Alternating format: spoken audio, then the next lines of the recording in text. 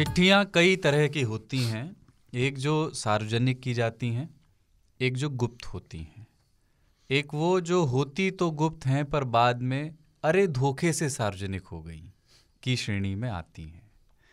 वो खत के पुर्जे उड़ा रहा था या खत का रुख दिखा रहा था, कुछ और भी हो गया नुमाया, वो अपना लिखा मिटा रहा था। सिर्फ मोहब्बत में नहीं होता ऐसा, उसी का ईमा बदल गया है कभी जो मेरा खुदा रहा था। सिर्फ मोहब्बत में नहीं होता ऐसा, कुर्सियों की लड़ाई में भी होता है।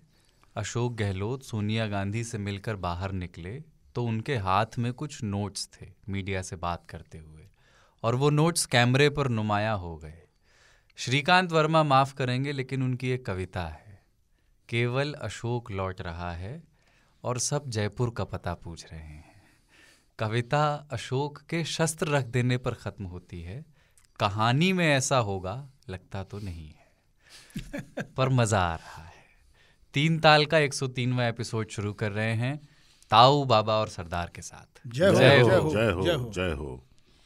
ताऊ कैसा रहा ये वीक? आपके लिए तो बहुत ही हैपनिंग रहा। अरे बहुत आनंद आ रहा है, कांग्रेस में चुनाव हो रहा है, बहुत आनंद आ रहा है। एक 3 तालिये ने मुझे मैसेज किया कि अब अशोक गहलोत अध्यक्ष तो नहीं बन रहे हैं, तो वो वहाँ राजस्थान के मुख्यमंत्री रहें, और कांग्रेस अगर सचिन पायलट को राष्ट्रीय अध्यक्ष बना दे कांग्रेस का, तो सबसे ज़्यादा जो खुश होगा उनका नाम है कमलेश ताऊ।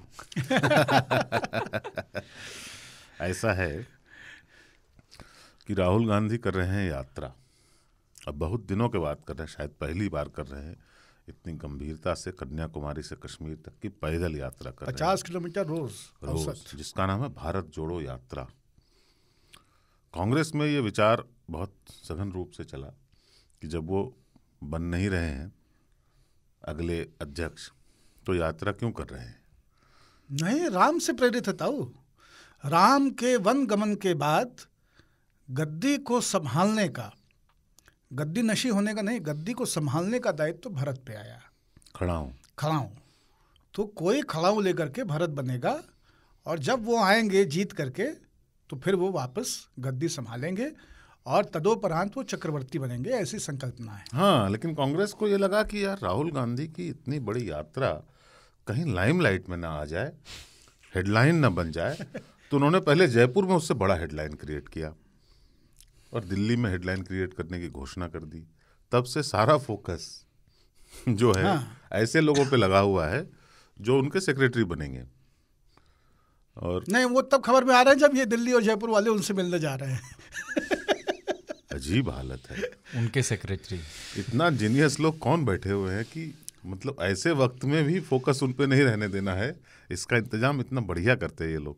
लेकिन आपने वो फोटो देखी जिसमें अशोक गहलोत जब मिल के निकले सोनिया गांधी से, तो कैमरे में वो जो उनके हाथ में नोट्स थे जो उन्हें बोलना था, हाँ, जिसमें बीजेपी 10 करोड़ लिखा हुआ है। बीजेपी 10 करोड़, ये SP will leave party, 102 versus SP 18। वो एसपी कौन है, कोई व्यक्ति है या पार्टी है, ये कह पाना थोड़ा मुश्किल है एकदम। नहीं, वो पार्टी छोड़ेगा उसी डायरी की तरह है जो डायरी 1999 से 2004 के दौरान चर्चा में रही। उसकी पहली लाइन है, जो हुआ बहुत दुखद है, मैं आहत हूँ। ये भी लिखा हुआ, अगर कोई आहत है तो वो ये लिख के ले गया है।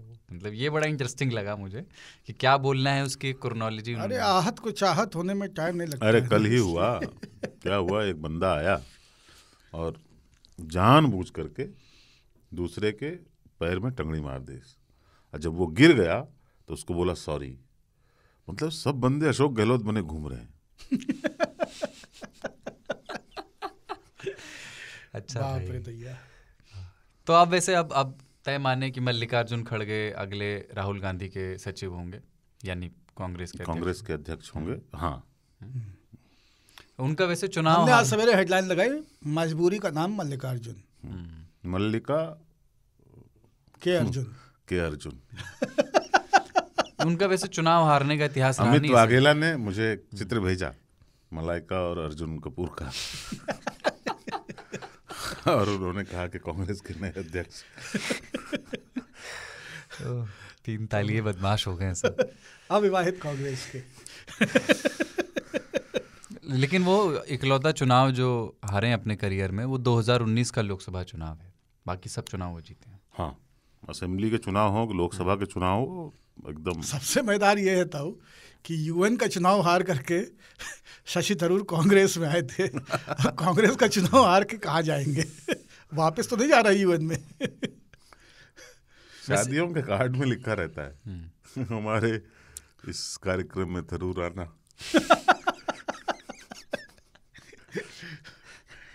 और अशोक गहलोत जब और ये गाना भी है, ओ थरूर तेरा तेरा तेरा सुरूर।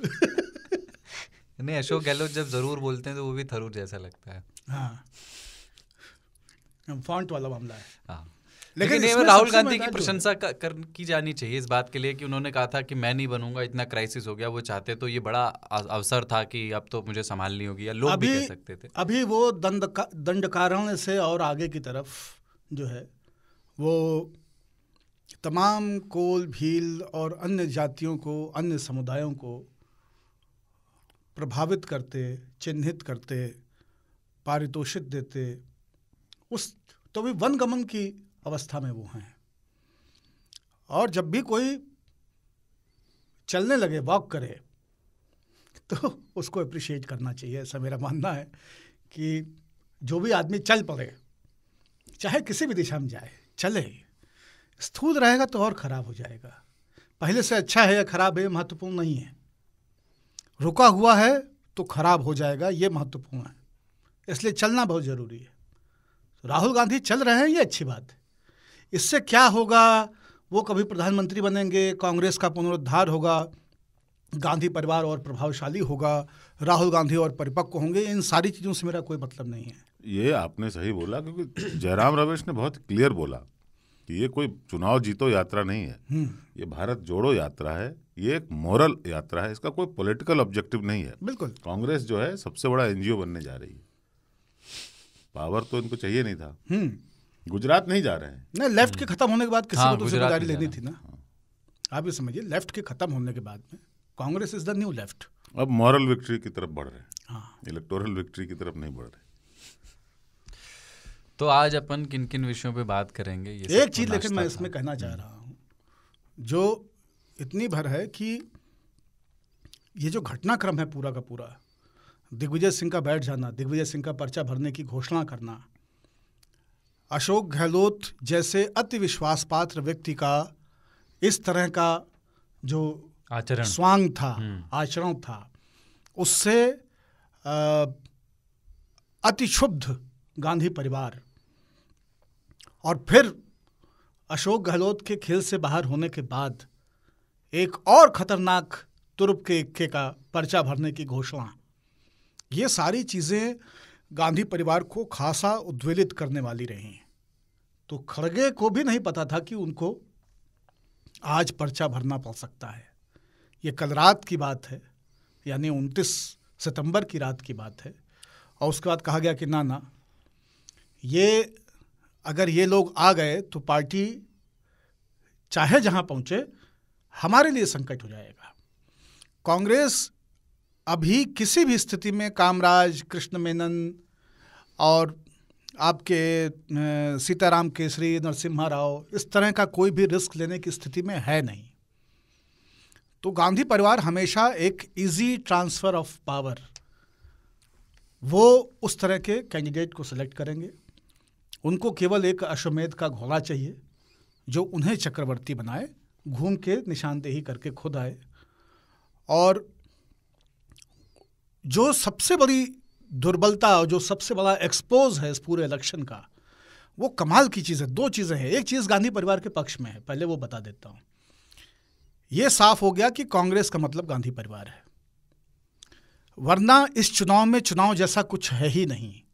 आपने क्या पिछले महीने, 1.5 महीने, 2 महीने में जब से चुनावों की घोषणा हुई, किसी भी कांग्रेसी नेता को राज्यों में घूम घूम करके पार्टी के अध्यक्ष पद के लिए अपनी कैंपेनिंग, कन्वेंसिंग करते हुए देखा क्या?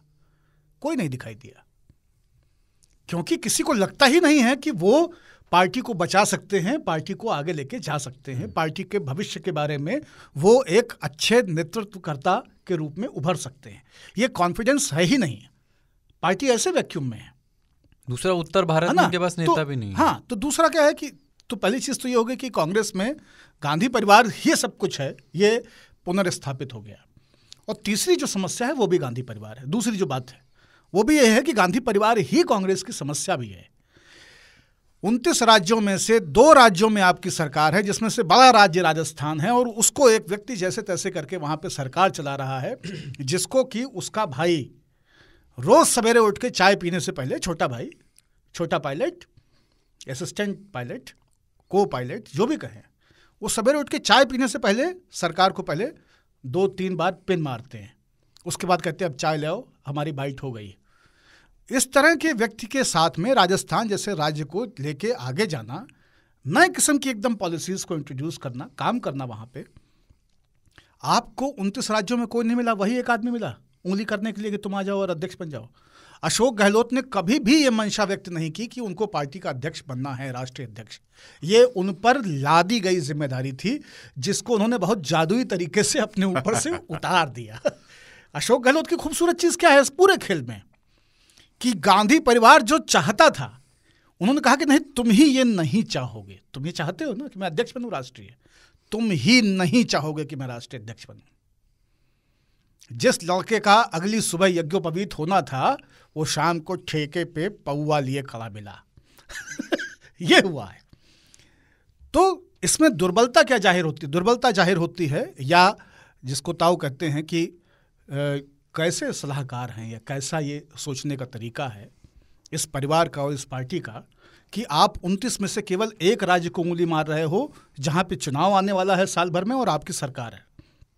दूसरी समस्या कि अगर आप ये चाहते थे कि अशोक गहलोत राष्ट्रीय अध्यक्ष बने, तो क्या आप राजस्थान से कठपुतली मंगा रहे थे, या वाकई ऑर्गेनाइजेशन में आप कुछ तब्दीली करने के लिए एक सक्षम व्यक्ति खोज रहे थे?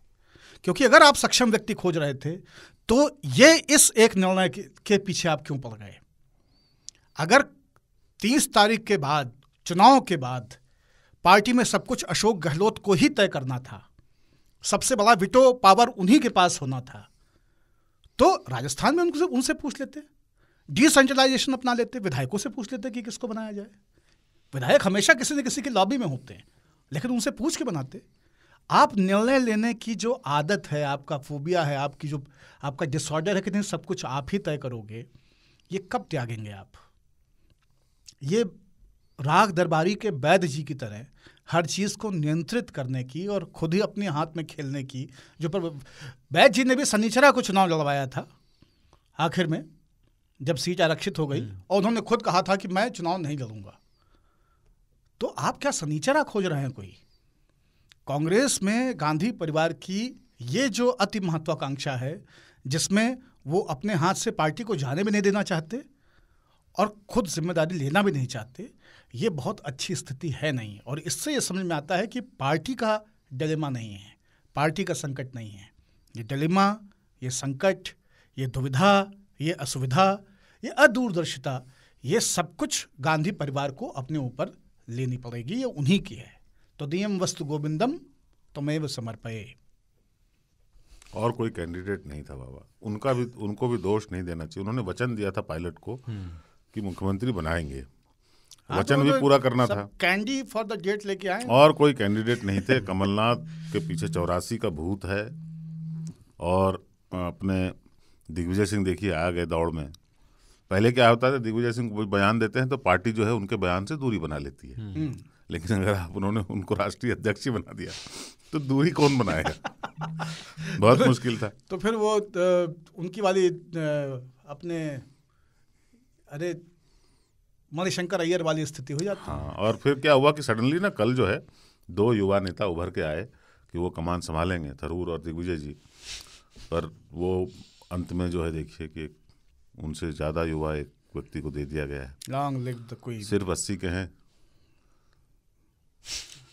नहीं, मैं एजिस्ट नहीं हो रहा हूँ, पर हमेशा एक ख्वाब रहता है कि पार्टी में नेतृत्व जो है युवाओं को दी जाएगी, ऐसा आश्वासन वो देते रहते हैं। युवाओं से 2-3 दशक ही आगे हैं, तो कोई बहुत दूर नहीं। और सब युवा निकल पड़े हैं, अब क्या भविष्य है? बालों की सफेदी या तादाद देख करके युवा होना तय नहीं होता है ना, मतलब आप विचार से कितने युवा हैं, ये भी तो एक चीज़। हाँ, दिग्विजय और थरूर बहुत ही युवा है, बहुत ही युवा हैं। अपन जब अभी रिकॉर्ड कर रहे हैं, असली क्लाइमेक्स हुआ नहीं, वाह मुझे तो देखना है कि वाह हाँ नहीं, अब हो गया, अब खड़गे ही बनेंगे। हाँ नहीं, राजस्थान में क्या होगा ये देखना है। अभी हटाएंगे, बाद में हटाएंगे, गहलोत ही रहेंगे। अगर रह गए तो अगला चुनाव में देखो, उनको ये लगता है कि राजस्थान में हटना तो है ही, आज न कल, तो हटा ही देते हैं। वही निकले थे सचिन पायलट मिलके, तो वो भी काफी मुस्कान की चमकान थी उनके चेहरे पे। तो कई बार ज्यादा मुस्काना ना बहुत नेगेटिव बॉडी लैंग्वेज होती है। वो क्या गम है। हाँ, क्या गम है जिसको छुपा रहे हो। ठीक है, खैर खिलेगा तो देखेंगे। पर मुझे ना फैसिनेशन होती है पायलट सरनेम से। अच्छा, हमको तो पायलट, मैं राजेश पायलट ने पायलट सरनेम रखा था क्योंकि पायलट थे वो, है ना। सचिन ने क्यों पायलट रख लिया?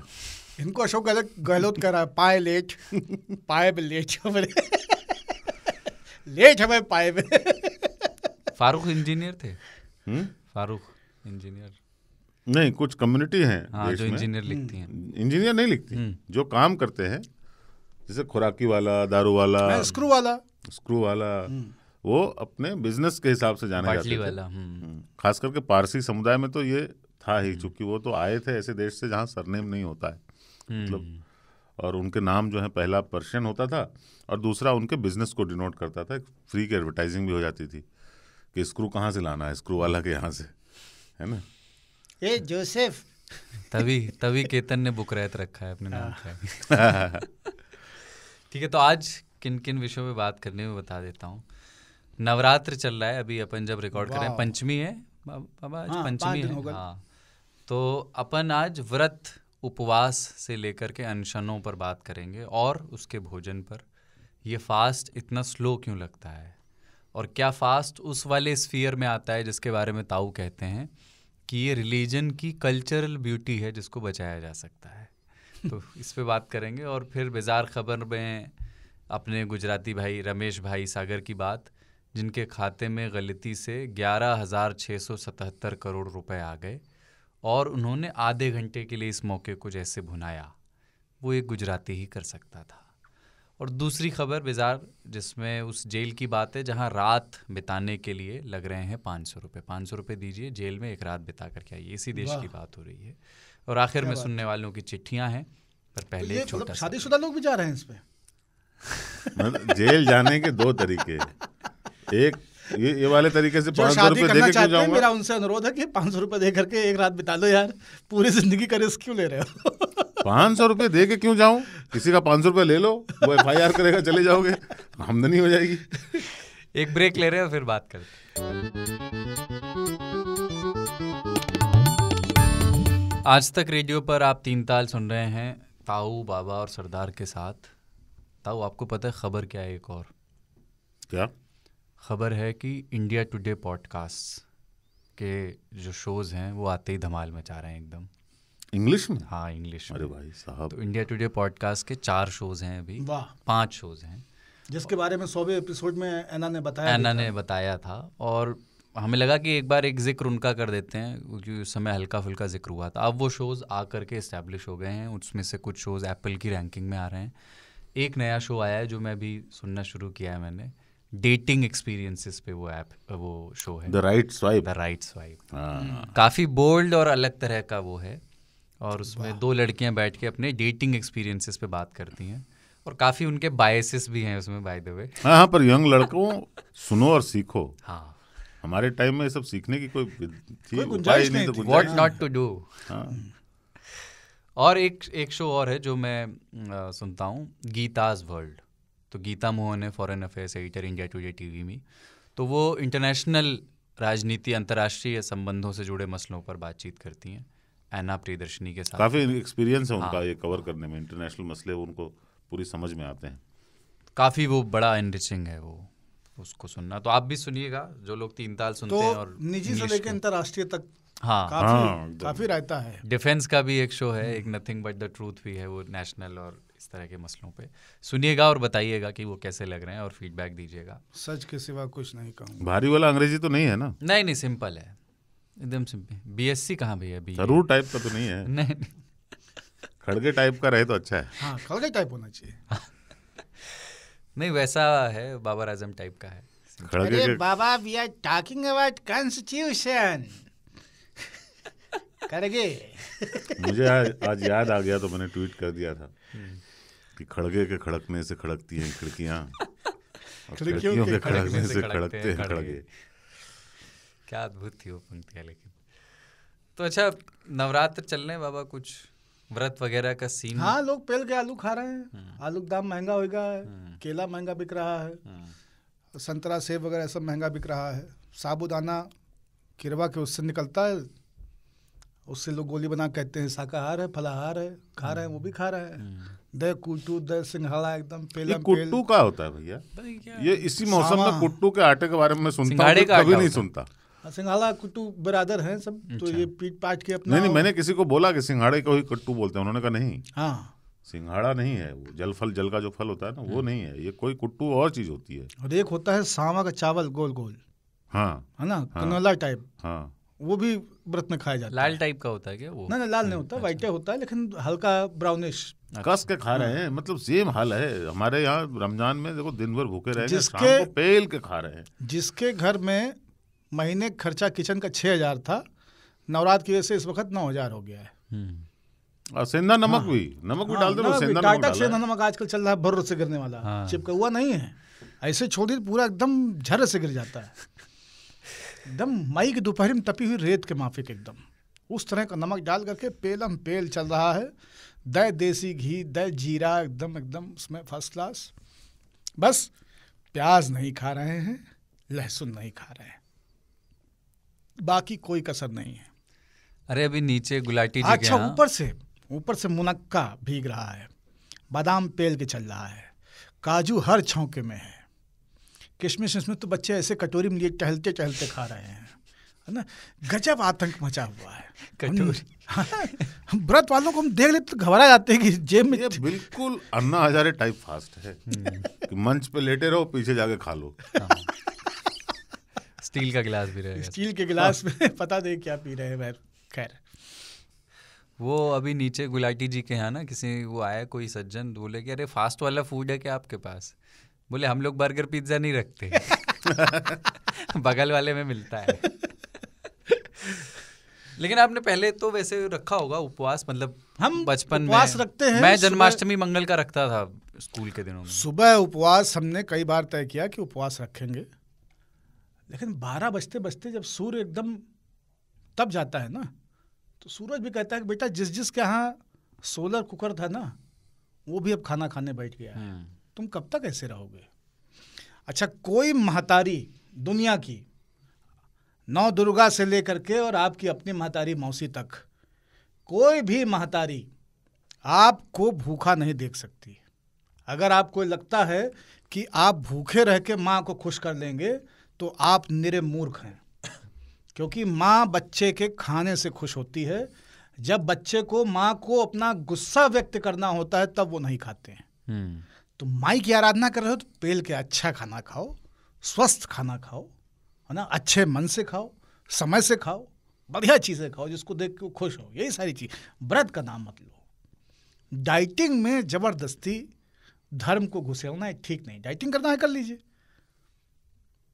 अब आप मतलब कुछ जोड़ने के नाम पे पैदल चलने लगेंगे, देवताओं को खुश रहने के नाम पे आप भूखे रहने लगेंगे, है ना, तो ये बहुत विचित्र है ना, अजीब सा है। भूखा कोई नहीं रह रहा है। मुझे तो ये सब जब देखता हूँ तो मुझे लगता है कि भारत के लोगों को फास्ट प्रॉपर रखना चाहिए। अरे हर चीज़ का दाम महंगा हो गया है तो। अगर रखना है तो फास्ट रखें ना, मत उपवास का मतलब उपवास होता है। ये क्या है कि मतलब अरे ये खा रहे, ये व्रत का स्पेशल खाना है। दुकानों में जाओ, व्रत का स्पेशल खाने लगे हुए हैं। हल्दीराम में पूरा माउंटेन बना के रखा उन्होंने व्रत के खाने का। उसमें नमकीन भी है, उसमें पूरा विवरण दिया हुआ है, इसमें ब्लैक पेपर दिस दैट। ओहो, फास्ट रखने के लिए कितनी सारी चीज़ें। आप देखिए, लोगों को इलाज मिले ये फास्ट करने की ज़रूरत है। फास्ट रखना है तो इलाज की प्रक्रिया फास्ट कीजिए, जुडिशरी, है ना, जुडिशरी को आप फास्ट कीजिए, पुलिस के रिस्पांस टाइम को फास्ट कीजिए, SOS कॉल को फास्ट कीजिए, ट्रेनों को फास्ट कीजिए, जो बसें चल रही हैं उनको फास्ट कीजिए, है ना, ये सब चीज़ों को फास्ट कीजिए। कितनी यूनिवर्सिटी ऐसी हैं जहाँ पे 5 साल में 4 साल में कोर्स पूरे हो रहे हैं, 3 साल वाले, उनको कैरिकुलम को सही कीजिए, फास्ट कीजिए। आप मनाही को फास्ट करे दे रहे हैं, और जो फास्ट हुआ है सब स्लो हैं। अरे हम खाए नहीं हैं। आज हमको एक सवेरे नाम मैं लूँगा, हमारी टीम में ही एक सदस्य हैं, मैं लैंगिक पहचान में नहीं बताना चाहता हूँ। उनका सवेरे आया, सर बहुत थकान है, व्रत चल रहे हैं, क्या करूँ, छुट्टी ले लूँ? तो हमने कहा वाह। उनको लगा पता नहीं क्या रिएक्शन है, तो उनका ठीक है मैं आ जाता हूँ। तो हमने कहा कि मैं अच्छा बता ही देते। हमने कहा आप मैं दो देवियों से पंगा नहीं ले सकता हूँ, एक आप और दूसरा जिनकी आप आराधना कर रही तीनों देवी जो। तो हमने कहा जैसी आपकी इच्छा हो। कहा ठीक है फिर मैं घर से काम कर लेती हूँ। हमने कहा यथोचित। ये जो स्लो हो जाते हैं ना लोग, इससे बहुत दिक्कत है। हमारे यहाँ बांग्ला सर्विस जो आज तक बांग्ला वेबसाइट है उसके एडिटर है केशवानंद धार दुबे, गोरखपुर के हैं लेकिन बंगाल में पैदा हुए, संपादक बांग्ला के हैं। उनको देख के लगता है कि वेंटिलेटर मंगा लें, आज 5वां दिन है। हाँ, उनको व्रत करने की वैसे आवश्यकता नहीं। हाँ, उनके जीवन में व्रत जैसा कुछ है नहीं। छुआरा भी स्वस्थ दिखता है उनसे, उनकी स्थिति ऐसी है, छुआरा भी उनसे स्वस्थ दिखता है। उन्होंने मुझे बताया कि मैं व्रत पे हूँ। मैंने कहा पिछली बार कब खाया था, मतलब कुछ दिख नहीं रहा है वैसे शरीर पे। तो बताइए, मूरी जौन है कटहल के भाव बिकना चाहती है। मैं ना स्कूल के टाइम पे जब व्रत रखता था, व्रत का भोजन से कोई ताल्लुक नहीं है।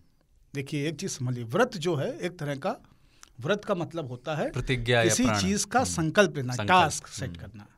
मैं आज से अमुक चीज नहीं खाऊंगा, मैं आज से अमुक व्यक्ति से बात नहीं करूंगा, मैं आज से रोज सुबह 5 बजे से पहले जगूंगा, मैं ये पुस्तक पूरी करके ही दूसरी किताब खरीदूंगा, मेरे पास 5 जोड़ी कपड़े हैं, जब तक ये रिटायर नहीं होते हैं तब तक मैं नए कपड़े नहीं बनवाऊंगा, मैं आज से इस टोले में नहीं जाऊंगा, मैं आज से इस तरह के शब्दों का इस्तेमाल नहीं करूंगा। ये व्रत है, ये करके दिखाइए।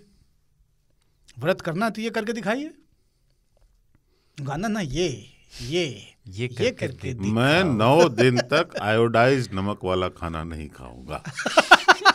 ये वाला व्रत हो रहा है, ये वाला व्रत हो रहा है अभी। मैं टाटा का सेंधा नमक खाऊंगा। Tata goes pink.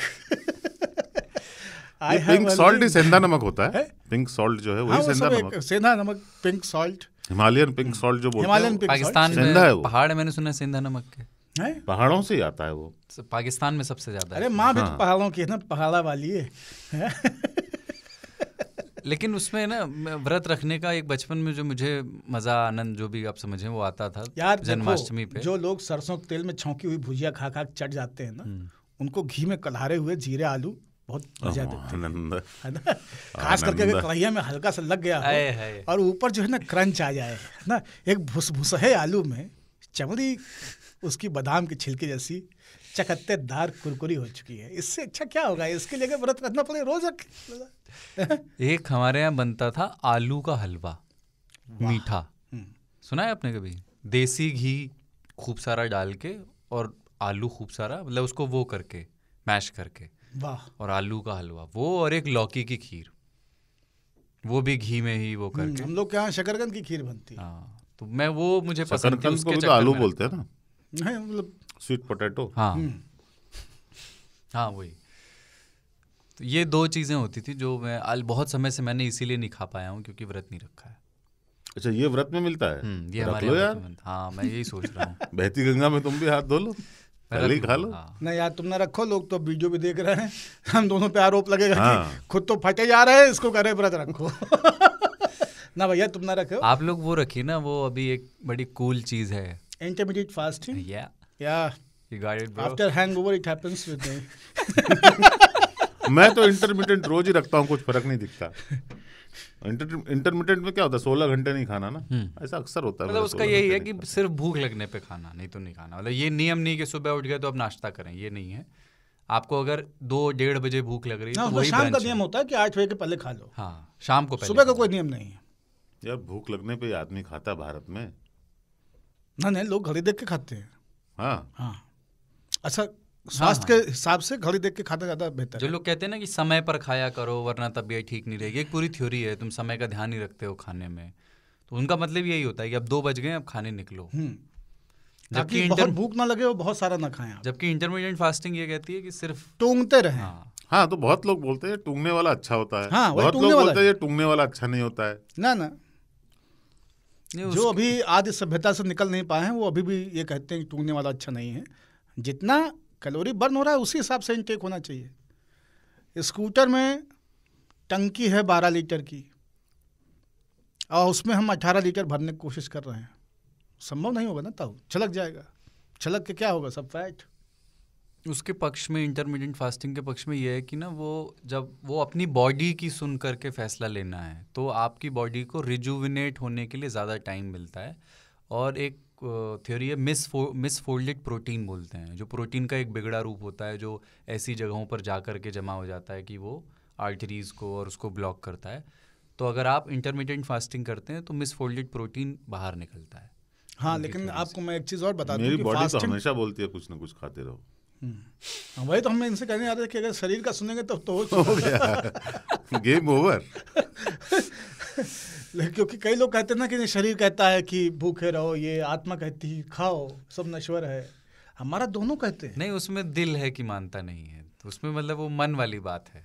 इसमें भी फास्ट वाले में भी एक थ्योरी ये है कि अगर आपका खाने का पैटर्न और फास्टिंग इम्पोज्ड है तो उससे भी आर्टरीज में बैड कोलेस्ट्रॉल बढ़ सकता है और उससे भी 10 तरह की व्याधियाँ आ सकती हैं, क्योंकि वो ओवरऑल इम्यून के पैटर्न को प्रभावित करता है। इसलिए लोग भूख से मरते हैं भैया। ऐसा नहीं कि केवल खा के लोग मरते हैं, लोग भूख से भी मरते हैं। खाने वालों के देश में हम भूल गए हैं कि लोग भूख से मरते हैं। हाँ, भूख से मरना एक चीज़ है, लेकिन कम खाने से नहीं मौत होती किसी की। हाँ, मतलब तो कम खाइए, खाते रहिए। हाँ, कम खा रहे हैं ना। अब जैसे हम 2-4 बाबा लोगों को जानते हैं, में एक आध तो मर भी चुके हैं। अब एक बाबा हमको मिले गंगा सागर में। उनका क्या था, वो चिल्ला जाला एकदम, और उस मौसम में वो 250 ग्राम देसी घी में 100 ग्राम सौंठ और 100 ग्राम चीनी डलवा करके और उसका हलवा बनवा के खाते थे, सौंठ का हलवा। अरे 100 ग्राम सौंठ 250 ग्राम घी में खा लोगे, उसके बाद में तो आप हाइपर एक्टिव रहेंगे ही ना। Nuclear power plant. आप मतलब आप भाभा एटॉमिक रिसर्च सेंटर हैं, आप बार्क हैं, है ना।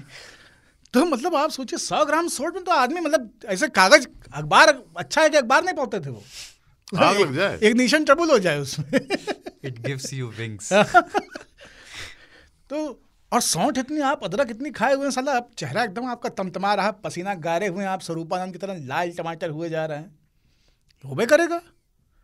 जो आदमी साला 250 ग्राम घी अपनी पूरी जिंदगी में नहीं खाई से या महीने भर में खाई से, उसका आपका क्या मुकाबला है। और ये आप एक दिन खा रहे हैं। तो डाइट ताऊ थोड़ा थोड़ा खाने में भी क्या खा रहा है, ये बहुत महत्वपूर्ण है। अदरक में इतनी गर्मी होती है, बंदरों ने उसे टेस्ट तक नहीं किया। और हम लोग बंदरों की औलाद है, अदरक खा रहे हैं। बताइए, गजब कंट्रास्ट है भाई साहब। देखो, बाबा की आप कहानी बता रहे थे। एक बाबा हमारे भी हुआ करते थे गांव में, पटीदार। तो वो अवधि में एक कहावत कहते थे। वो कहते थे, जीवन में ये 2 दुविधाएं आए कभी भी तो इसका पालन करो, जाई कि ना जाई तो जाई। अगर ये दुविधा है कि जाना है या नहीं जाना है तो जाओ, जाई कि ना जाई तो जाई, और खाई कि ना खाई तो ना खाई। तो बोले इसका पालन करोगे तो जीवन बेहतर रहेगा। बिल्कुल, ये होता है कि खाने और ना खाने का असमंजस हो तो मत खाइए। हाँ, जाने और जाने का तो चल लेना चाहिए। हाँ, वो ठीक ठाक फलता है। दूसरे वाले में मुझे कभी असमंजस हुआ ही नहीं। मुझे दोनों में असमंजस रहा है कि जाना और नहीं जाना अगर विकल्प हो तो नहीं जाता हूँ मैं। कि अगर नहीं जाना विकल्प है तो क्यों जाया जाए। और खाई नहीं खाई में मेरा क्लियर रहता है कि खा लेते हैं। नहीं खाई से क्या उखड़ना है, खाना ठंडा हो जाएगा जो रखा है सामने। जब तक आप खाई स्थिति में आए तब तक ये खाई योग्य ना रह जाए, वो भी ठीक नहीं है। तो वैसे आपकी डाइट ठीक ठाक है या? डाइट हमारी एकदम चपसंट है। अभी भी कम खाते हैं लेकिन खा लेते हैं। 10-12 रोटी नहीं? हाँ, 10-12 रोटी तो कभी भी खाई जा सकती है। हाँ, 10-12 कोई चैलेंज नहीं। हाँ, 10-12 कोई चैलेंज। बाबा ने 50 के ऊपर खाया हुआ है। कागज जैसी रोटी बनती है आजकल घरों में। एक कौर की एक रोटी होती है, बताइए। उसके लिए एक विशेषण है जो मुरादाबाद का मेरा एक दोस्त कहता था कि इतना चावल तो हम दाढ़ में रख लेते हैं।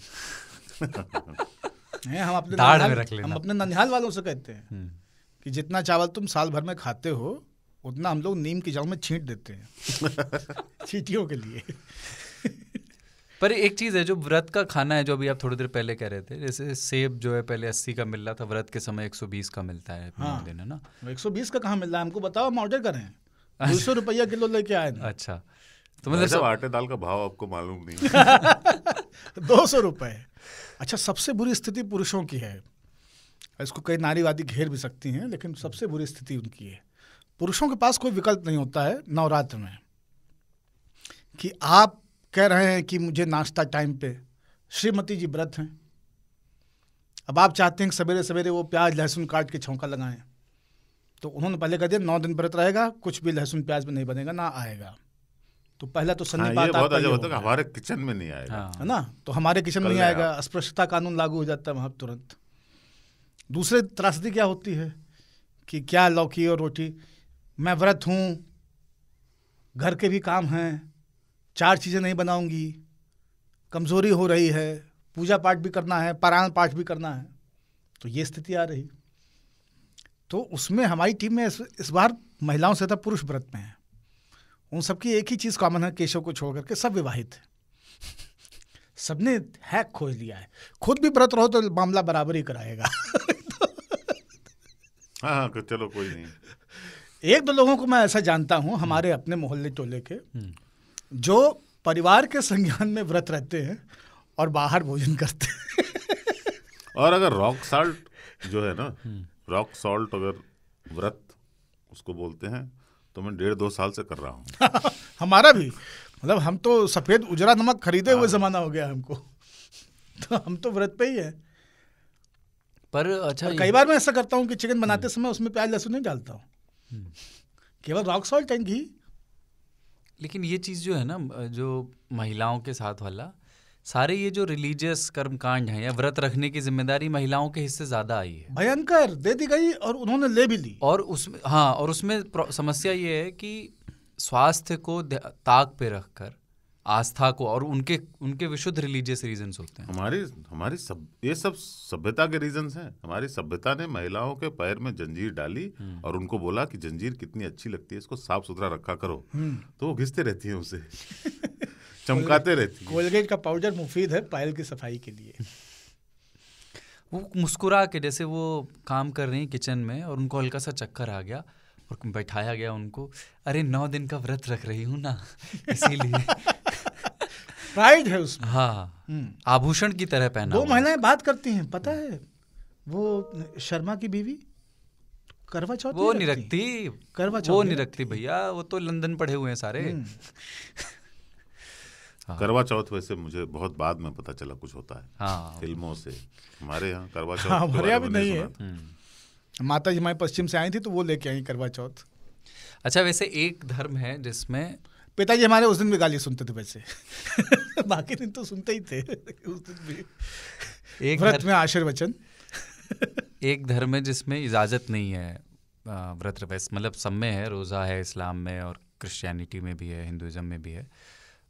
पारसी धर्म में, वो ज़ैन अवस्था वाला जो अपना, उसमें मनाही है, क्योंकि उनका ना बहुत क्लियर थ्योरी है कि अगर एविल चीज़ों से लड़ने के लिए आपको शक्ति की ज़रूरत होती है, और आप व्रत करके वो आप केपेबल नहीं रहोगे उससे लड़ने के लिए। तो बहुत ही मुझे साइंस, इसलिए अच्छी बेकरीज उनके पास है, कमाल की कुकीज़, कमाल के केक, कमाल की डिशेज, एक एक तरह की फिश की डिशेज, मटन की डिशेज, आप देखिए क्या प्रिपरेशन। खाए के खिचड़ी पूछना उखरी, वो वाला है इनका। मरना इतना कष्टप्रद नहीं होता पारसी में, तो मैं बन जाता पारसी। मरना कष्टप्रद कैसे होता है? मतलब वो कहते हैं टांग देते हैं, फिर चिल का बाद आपको तो पता ही नहीं चलेगा अरे लेकिन बहुत छीछा लेदर तो हो ही जाएगी, ठीक नहीं लगता है क्या है कि शुभम तिवारी पिछले दिनों क्या था, तो व्रत रखे हुए था, तो बोले क्या है तुम, बोले 3-4 दिन से व्रत रखे हुए हैं, कुछ ये था। बोले क्यों? बोले ईश्वर से और थोड़ा राब्ता कायम करना है, कि बोले और 10-12 दिन रख लोगे तो ईश्वर हाथ मिलाने आ जाएगा मतलब पर व्रत जो है ना अच्छा होता है अगर आप बीच बीच में रखें तो।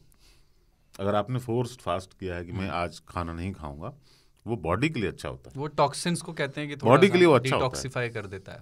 पर वो अगर आप मतलब रिलीजियस रीजन से नहीं रखें, आप ऐसे भी एक निश्चित वक्त के बाद अपने आप को भूखा रख सकते हैं एक दिन, आपको अच्छा लगेगा और आपके शरीर के लिए वो अच्छा है, आपके मेटाबॉलिज्म के लिए अच्छा है। 9 दिन एक साथ रखना है रखिए, 1 महीना भी रखिए, संथारा भी कर सकते हैं आप। 1 महीने वाला तो गजब थ्योरी है, वो गजब ही है। जो 1 महीने वाला ये पूरा रमजान का व्रत है, वो तो अपने को समझ में नहीं आता है कि उसका लॉजिक क्या है। लेकिन वो ज्यादा टफ है ना। कोई टफ नहीं है, क्यों? उसमें पानी भी नहीं पीना खाते हैं यार। वो एक रात में एक बार खाना है ना आपको। अरे रात भर खाते कहाँ एक बार रात भर खाना है, पर उसके बाद जहाँ वक्फा थोड़ी बहुत ठंडक। बड़ा है अच्छा ना। दिन में खा नहीं सकते थे क्योंकि गर्मी इतनी होती थी, उनका रात में खाते हैं गुरु, दिन में भूखे रहते हैं। अब आप 4 बजे 5 बजे 4 प्लेट नहारी 12 बाखर खाने लपेट के सोएंगे तो 2 तो बज जाएगा सोने में आपको। फिर 2 बजे आप जगेंगे तो उसके आप लाइन लेंगे, फिर आप कहेंगे चलो दोपहर की नमाज कर लेते हैं। अच्छा इफ्तार में क्या है, ऐसा करो आज पकौड़ी बना लो प्याज वाली, है ना, और तरबूज का शरबत। कल रुआवजा था, मजा नहीं आया। अरे 2 बजे से इसी बात पे चर्चा होती है कि हाँ। थोड़ी देर में होने वाला है। और 4 साढ़े 4 बजे तक सब बिछाना शुरू कर देते हैं, और उसके बाद हर आदमी के हाथ में फ़ोन होता है। अजान ऐप है, जहाँ इफ्तारी का अजान का ऐप ने कहा ट्विंग तुरंत आक्रमण, एकदम रामानंद सागर की तरह जो है। छोटे शहरों में पता नहीं, यहाँ भी के कुछ इलाकों में होता हम होगा। पूछते हैं अपने दोस्तों से बहुत कमाल का सवाल, जिसका जवाब कोई देता नहीं है। हिंदुओं से भी पूछते हैं, ज्योतिषाचार्यों से, और मौलवियों से, मुसलमानों से भी पूछते हैं कि अब से 300-400 साल पहले, 200 साल पहले, जब ये सेकंड मिनट इन सब का हिसाब किताब नहीं था, तब भी क्या इतनी ही बेकली होती थी इफ्तारी खोलने की? तब मस्जिदों को मस्जिदों की आवाज़ नहीं आती थी, मंदिरों को मंदिरों की आवाज़ नहीं आती थी, क्योंकि गिरजे, मंदिर, मस्जिद, ये सब गुरुद्वारे, ये सब लाउड स्पीकर से मुक्त थे। घड़ियाँ लोगों के पास और घरों में कहीं भी नहीं होती थी। तो आप कैसे बताते थे कि नहीं सुबह 3:15 बजे करीब इनका जन्म हुआ है, बर्थ सर्टिफिकेट देखो 3:25 यार, एक घड़ी बदल गई इतने में। अरे भगवान राम के टाइम कौन घड़ी देख रहा था? कृष्ण के टाइम कौन घड़ी देख रहा था? अटल बिहारी वाजपेयी और इनके टाइम पे कौन घड़ी देख रहा था? घड़ी रहबर नहीं की। लोगों को अपना दिन नहीं पता है कि किस दिन पैदा हुए, लोगों को ये नहीं पता कि किस सन में पैदा हुए हैं। पहर मालूम होता था लोगों को। हाँ, पहर पता होता था। हे भोर हुआ चाहत रही, सोमवार था, भोर होने वाला था, इस टाइप का होता है। लेकिन वो छोटे शहरों में मैं रहा हूँ, ऐसी जगहों पे सुबह सुबह ऐलान होता है मस्जिदों से, उठ जाइए सहरी का वक्त हो गया है, उठ जाइए सहरी, और वो 15-20 मिनट तक लगातार वो चलता है। हाँ, उसमें जब फिर लाउड बाकी स्पीकर नहीं थे तब क्या था? खैर मुस्लिम भी उठ जाते हैं उसमें। तब उठे ही रहते हैं। हाँ, फिर उसके बाद में कुछ लोग जो है वो चले जाते हैं, कहते हैं कि इससे जो है मेरी नींद में खलल हो रहा है। जो गाना वाना गाते हैं। हाँ, फिर गाना गाते हैं जवाब में। हाँ, वो दुबई जाके रहते हैं, वहाँ लाउड स्पीकर जो है मास्टर स्ट्रोक ना वो। तो कहते हैं कि तुमने मुझे जगाया है, मैं मोहम्मद रफ़ी के गाने गाऊंगा। बदला ले लेते हैं एकदम। लेकिन आपने एक अजीब चीज देखी क्या? ये मतलब एक तुम ये बहुत गलत लगा दी हो कैमरा। इसमें तुम हो दुर्बले, हम दोनों लोगों के पेट है, दोनों पेट वे मत दिख ही रहे हैं। पेट नहीं दिख रहा, पेट काट दीजिएगा। दूसरा क्या है, पेट नहीं का, पेट मत काटो यार, पेट पे ला तो पेट काट, ये सब ठीक नहीं। पेट दूसरा काटने को क्या है? बोलते हैं, कुछ बोलते हैं ना, पेट बेरियाट्रिक सर्जरी।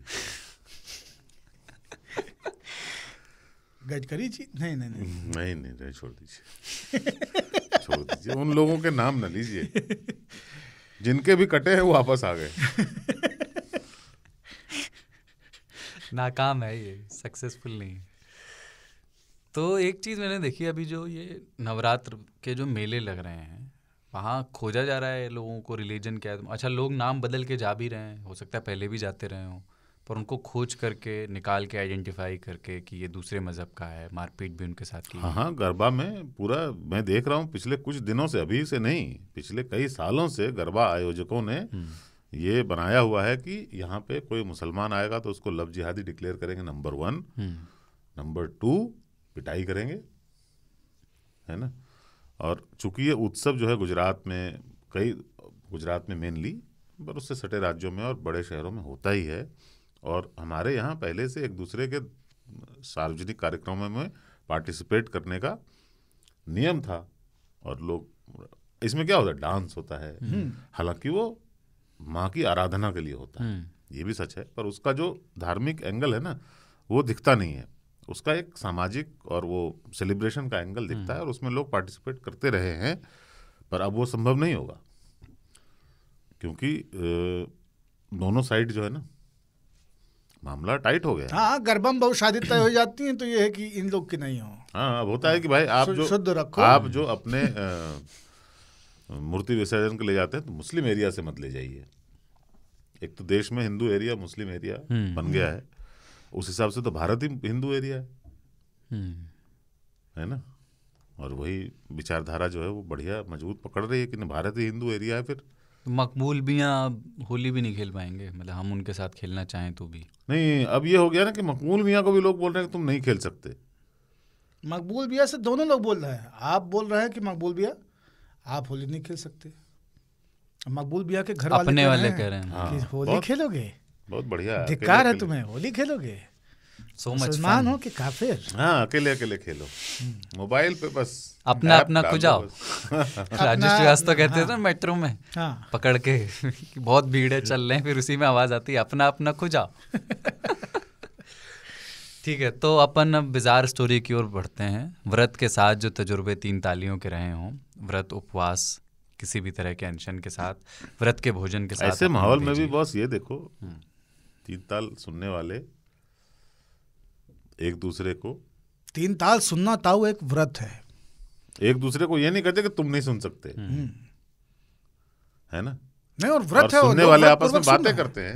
इस देश में यही बहुत बड़ी चीज है इस वक्त में कि लोग एक दूसरे से बातें कर रहे हैं। बिल्कुल। जो भी लोग इस वीडियो में ये बिस्लेरी की बोतल देख रहे हैं, हम उनको बता दें कि हमने बिस्लेरी से पैसे नहीं लिए हैं, मिलेंगे तो ले लेंगे, लेकिन अभी नहीं मिले हैं। हाँ।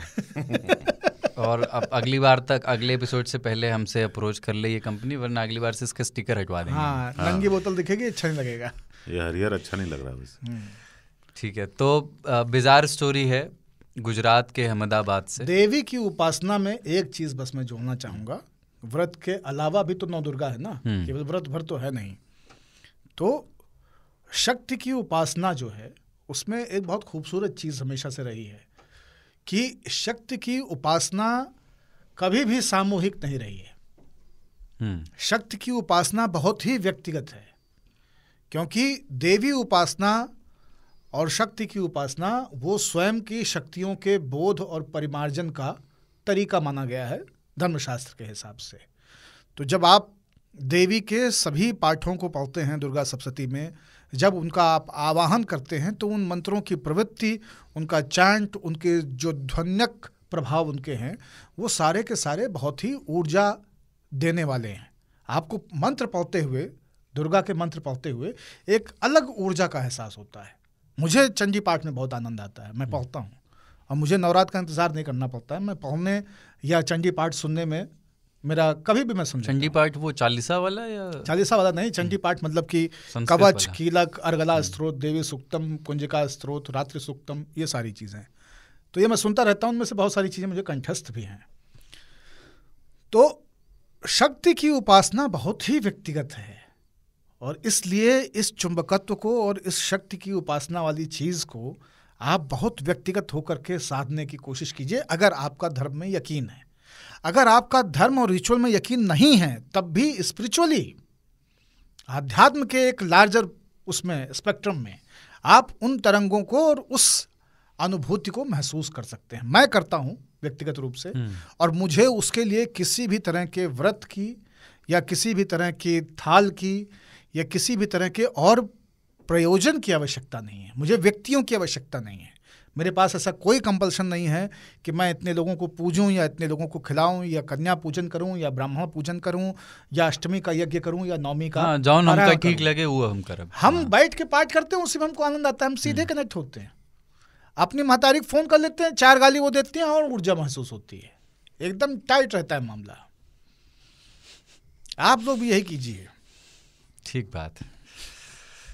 हाँ, शक्ति की आराधना ना घर से शुरू होती है एक्चुअली, दुनिया में जाने की आवश्यकता नहीं है। पर जो करते हैं मैं उनके साथ हूँ, एकदम ढोल गाजे बाजे के साथ करें, पूरा आनंद उठाएं। त्योहार है तो फिर सबसे बढ़िया होनी चाहिए।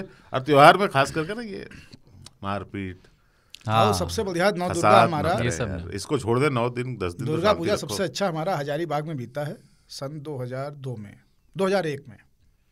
सबसे बढ़िया दुर्गा पूजा, मतलब 3 दिन आखिर के हम पहुंचे थे, तीनों दिन मोहल्ले में खटाखट कट रहे थे और पक रहा था। जिसके घर के सामने निकलो कहता था नहीं थोड़ा सा तो खा के जाना पड़ेगा। यहाँ तक हलाहल जो है ये प्रसाद कह के खिलाते हैं, ये बहुत ही गलत है। मना बहुत नहीं ही किया गलत। था। नहीं, उसमें दिक्कत ये होती है सबसे अच्छा, बड़ी इसलिए दिक्कत- बिहार में सबका नाम में प्रसाद लगा रहता है। अभी ना प्रसाद खा के पड़े क्या हुए होता है सब। कि पहले फ्रिज उरिज तो होता नहीं था। अच्छा, जब ठीक है, मेजर समस्या ये है भाई समस्या साहब। थी। फ्रिज व्रिज होता नहीं था, अब उसको कहीं स्टोर कर सकें। अच्छा, आपके घर में सदस्य हैं 3 या 4, ऐसे लाते थे 1 किलो ले आते थे, 1.5 किलो ले आते थे, 2 किलो ले आते थे, 8 किलो को काट दिया और आपने आज 10 किलो का काटा है। ठीक है, अब उसका क्या करोगे? वो चारों तो सफिशिएंट नहीं है फिनिश करने के लिए, तो उसको नाम दिया जाता है प्रसाद। और दरवाजे पे वेट करते रहते हैं कोई गुजरे और उसको तुरंत, अरे प्रसाद खा के ए जाओ, नंदू यहाँ प्रसाद खा के जाओ। और स्टील के थाली में 5 पीस झूरे झूरे एकदम लपटा हुआ मसाले वाले। हाँ, और वहीं पे प्रसाद को बेटा बर्बाद नहीं करते, हाँ। बस बैठ आराम से खाओ, उसके बाद मीठा देंगे। नहीं, उसका कहे तीखा लगा, कहे थोड़ा भात दे दो, मोटिया भात उसके साथ में, आओ लपेटो बेटा। और मालपुआ खाओ, मिलेगा। प्रसाद की वजह से तो आज तक नंबर 1 है। हाँ, यहाँ पे बात जो है आज तक के संपादक, आज तक चैनल के संपादक सुप्रिय सबके प्रसाद जी कर्ता की हो धर्ता रही है। सुप्रिय प्रसाद के बारे में हो रही है। वो आज तक को लीड करते हैं और आज तक हमेशा नंबर 1 बनाते हैं।